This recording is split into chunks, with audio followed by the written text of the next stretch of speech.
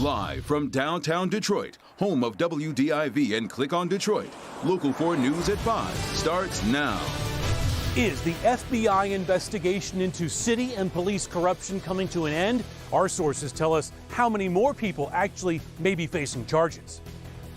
All right, Sean, and the local forecasters say we've got a fantastic fall weekend on tap, and that's not all. We're going to begin, though, with the city of Detroit, Michigan's largest city, laying out plans to vaccinate young children. Off the top today at 5, the plan rolled out today by Mayor Duggan and others goes well beyond what we saw earlier this year at the TCF Center. The city wants to make the process as simple and comfortable as possible to put both parents and children at ease. Let's bring in Paula Tutman. She's live tonight with how this will all work. Paula. Yeah, hi, good evening, everybody. So I think there was a lot of excitement that was expressed at the news conference today that this shot has come to Detroit for 5 to 11-year-olds. And in talking to city leaders today, I really get the sense that they're hoping that their excitement translates to parents who, based on the numbers, have been less than excited about this vaccine for themselves as well as other children who were eligible. The city is setting up pediatric vaccine sites, medical professionals who can better deal with any fear or anxiety from children, smaller needles, and the smaller dose. 1/3 the dose of the Pfizer adult dose, found to be just as effective with likely fewer side effects. So we are allotting enough time for the clinicians to talk to the children, to talk to parents, to answer their questions, again, to help ease anxiety and to support them through the process. Appointments are needed at both the health department location at 100 Mack Street in Detroit and the Northwest Activity Center on Meyer, where the pediatric center will be open after school from 4 to 8 p.m. And when you book your appointment for the child, you'll be booked the same time 3 weeks later, because it's a 2-shot dose. Parents will still need to be with their children, but parents will also need to find a way to get to the vaccine sites. Now, the Detroit Public Schools Community District also jumps into vac site logistics by holding a Saturday vaccine clinic November 13th at Martin Luther King Jr. High School and the Randolph Technical Center from 8 to 5. This vaccine, I think, will allow us to move to the next step of this return to normalcy. Whatever that means. And while you may not realize just how vast Detroit is, unless you ride a bus, transportation could be an issue. Now, there's also the issue of vaccine hesitancy in a city struggling to get to the needed 70% vaccine rate needed to make the virus more of a nuisance and less of a deadly public health issue. Right now, of the 650,000 Detroiters, only 47% are vaccinated.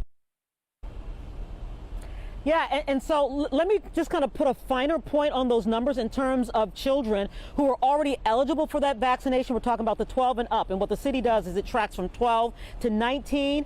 Only a third, 33.3% of those eligible have already gotten that vaccine. And so the real heavy lifting is really going to be parents taking ownership and doing what they have to do to get to one of these 4 vaccination sites to get their children vaccinated. And that is really going to be the next really important piece, you guys. Reporting live in Detroit, Paula Tutman, Local 4.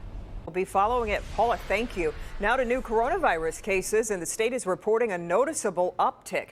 10,094 new cases over the past 2 days. So that averages out to more than 5,000 cases per day. That's the highest daily total since April. And sadly, 90 more Michiganders have lost their lives to COVID over the past 2 days.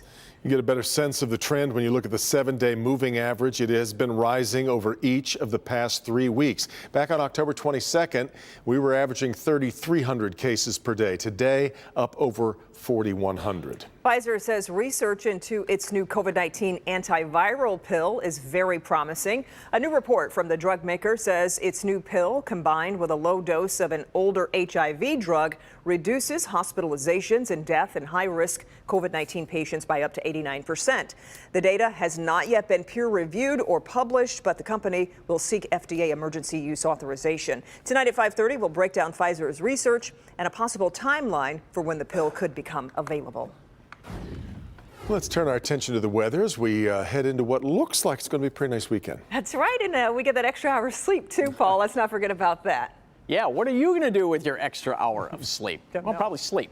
But in any event, look at this, one of America's iconic skylines, and look at this. Clear blue sky downtown, just a gorgeous, gorgeous end of the work week. We're all in the upper 40s right now, and fortunately, the air is either calm or we have very, very light wind across the area, so not a lot of wind chill to talk about.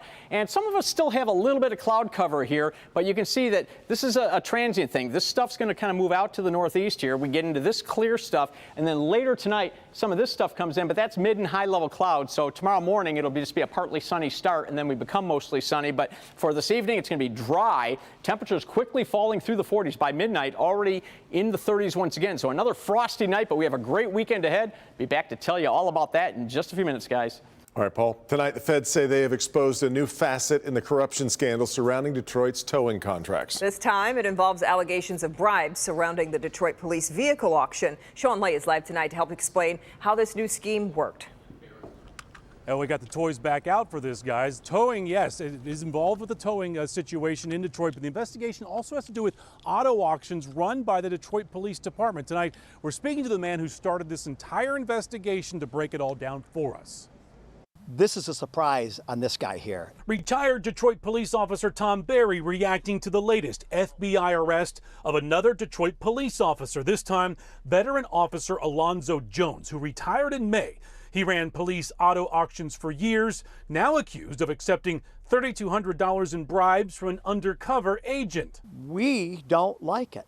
When an officer accepts bribes, he makes the other 99% of good cops in America look bad. Berry says this all has to do with unclaimed cars auctioned off by the Detroit Police Department. Berry says the FBI wants to know if a car would be held for an officer's friend, that friend getting a good car for as little as $500, then allegedly kicking back cash to that officer. This is all part of the towing investigation that's resulted in charges against a city council member and other Detroit police officers. How many more police officers does the FBI have in their sights? Obviously, they got this tower guy infiltrating everybody in the metro area.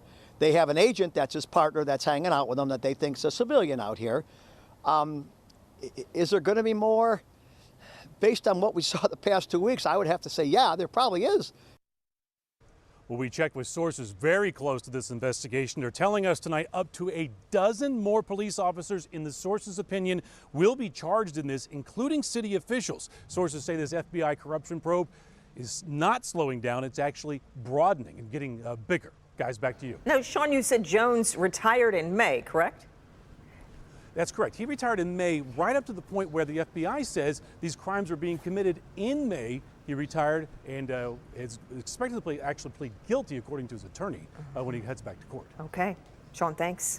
If your weekend travels take you on I-75 in Oakland County, you'll be wanting to find some alternate routes starting tonight at 11. Southbound 75 is going to close from Square Lake to 8 Mile, and northbound will close from 8 Mile up to 14 Mile.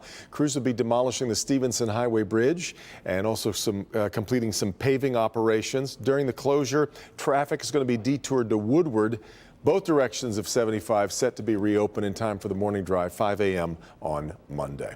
For businesses up and down that corridor, this construction can't wrap up soon enough. It's really been a mess for them. For many, they took a hit at the height of the pandemic, and it hasn't stopped thanks to that construction. Victor Williams is live along I-75 tonight with more. Victor. Yes, Kimberly and Devin, we all know that construction is nothing new for I-75.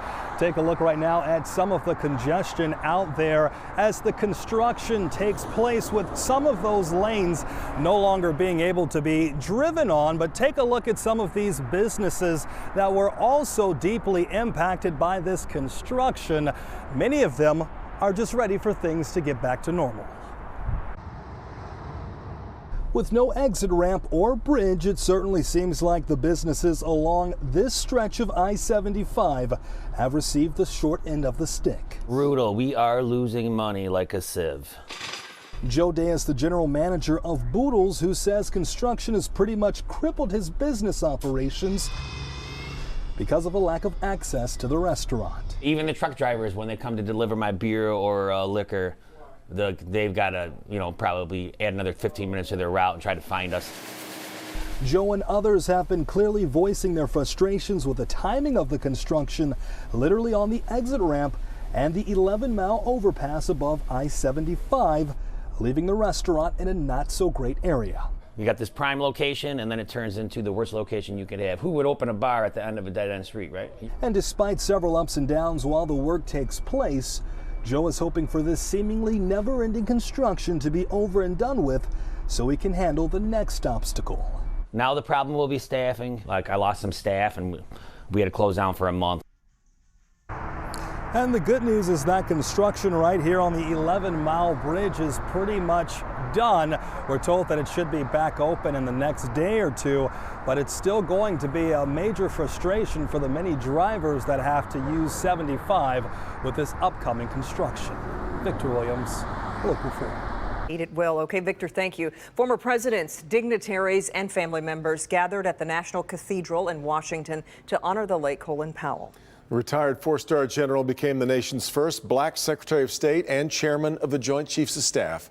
He died in October 18th, from a breakthrough COVID-19 infection, though even though he was fully vaccinated, he suffered from a number of serious underlying conditions.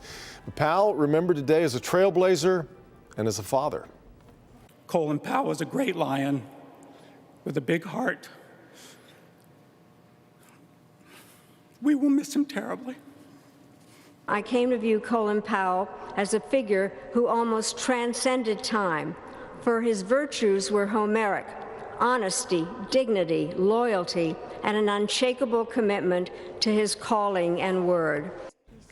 His legacy will now live on through his wife and 3 children.